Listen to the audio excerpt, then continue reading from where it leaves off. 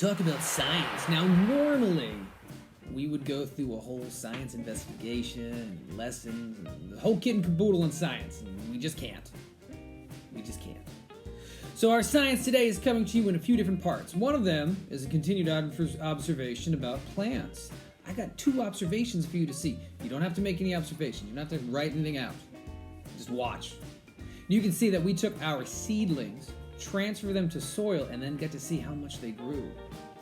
Then, we've got another part for this science piece, which is reading. You've got your science reading right here in this book that you don't have. So you're going to have to do that online. There are online directions for that. Keep watching. They're coming to you. And then, you've got a Mr. Bones. You're going to make a skeleton. Because we're going to start studying the human body. How many bones are in the human body? What do the different bones do? What do your bones do? What are they for? They're so that you're not a sack of meat. That's what they're for. So, let's stick around and start working through that science stuff. Let's see if we can't get some quality investigations, some quality information about science in the human body. All right, ladies and gentlemen, our seedlings have grown a whole bunch. You can see it's got 3 distinct structures. The leaves, which are used to collect light from the sun. The stem, which is used to hold the leaves up toward the sun.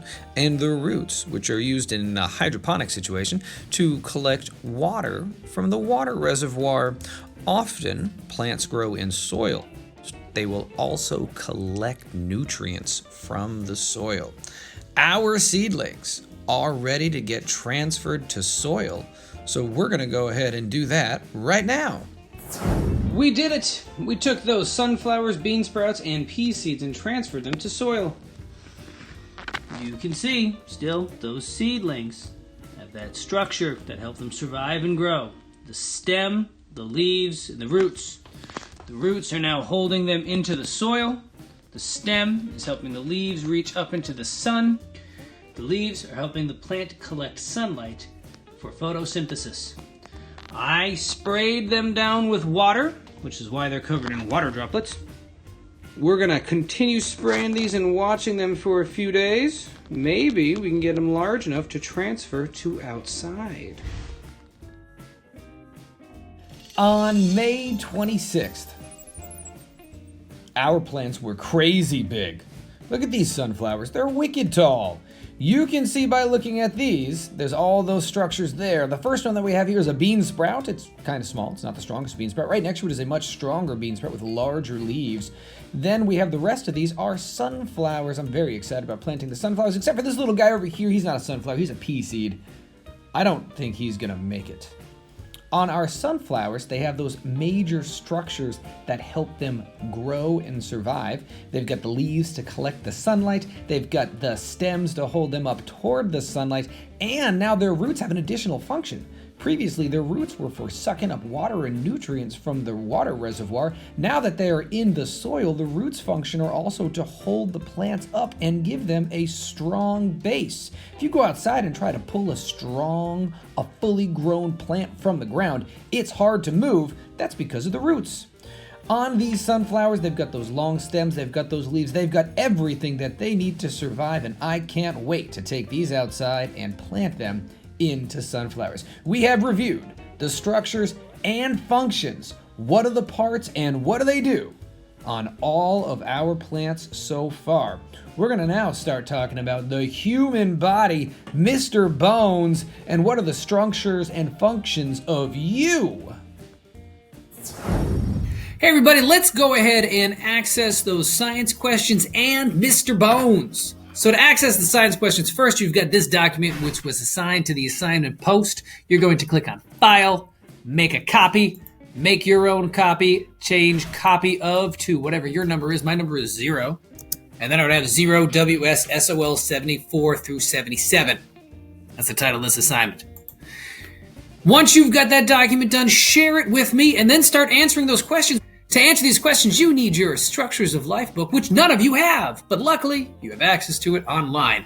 Let's go there. To do that, you're going to go to the website that is linked to the assignment post. When you get there, it's going to look something like this. We're going to enter our username in the box for email address. It says email address. We're not putting our email address. We're going to put our username. Everybody's username is the same thing. It's Lucas2019, because despite the fact that it's 2020 right now, we started the school year in 2019. Now you're going to enter your password. Password is super easy. 1, 2, 3, 4, 5, 6, 7, 8. And if you can't remember that, the information is also given to you on the assignment post. Once we're here, we're going to click on Structures of Life because that's the book we're working with. Now, we're going to do two things. We're going to check out the book, ebook English. We are reading pages 74, 75, 76, and 77 to answer those questions on that previous document. Once you have that done, you're also going to go over here to Mr. Bones.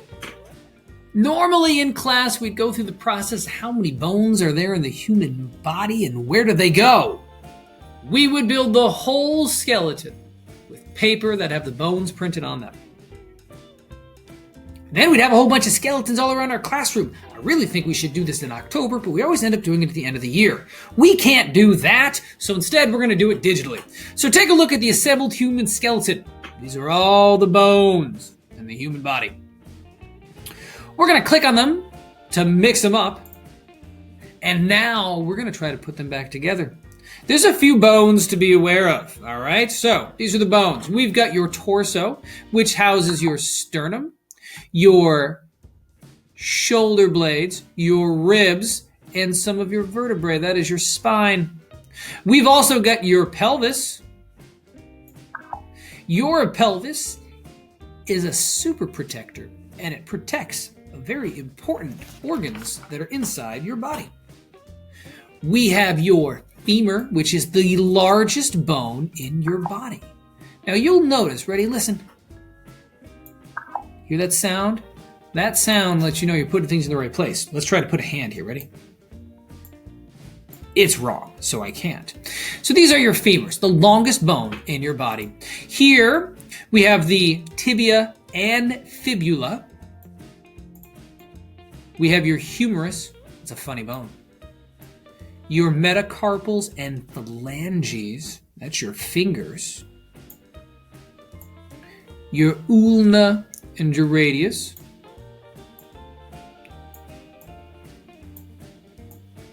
Your lumbar vertebrae, these are your lower vertebrae.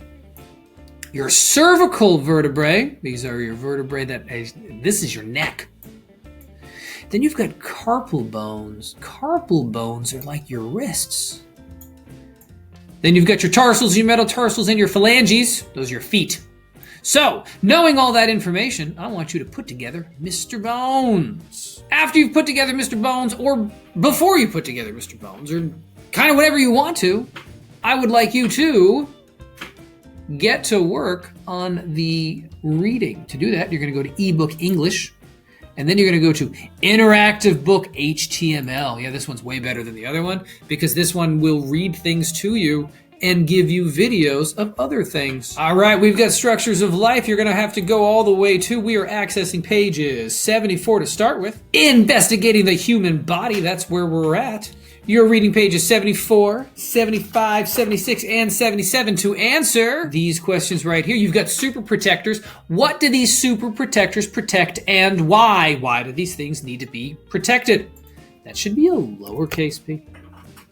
Skull, what does your skull protect and why does it need to protect that particular organ or organs? What organs does your pelvis protect and why do they need to be protected? What organs do your ribs protect and why?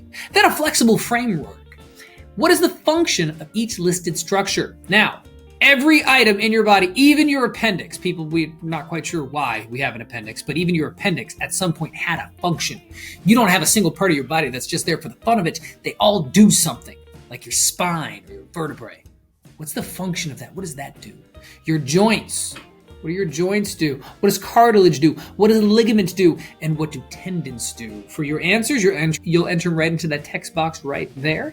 You can share this copy with me, but you could also print it, write it out, and take a picture of it, send it back to me that way if you'd prefer. This assignment is due on Tuesday, because remember, there's no school on Monday. All right, everybody, that's your science stuff. That's it. That's all of it. We did Mr. Bones. We looked at the reading that you've got to do. There's an assignment that comes along with this. What I'd like you to do is make sure that all those things are squared up and done by, what's today? Today's Thursday? I guess by Monday. Wait, there's no school on Monday. By Tuesday. All right, ladies and gentlemen, you have a great day.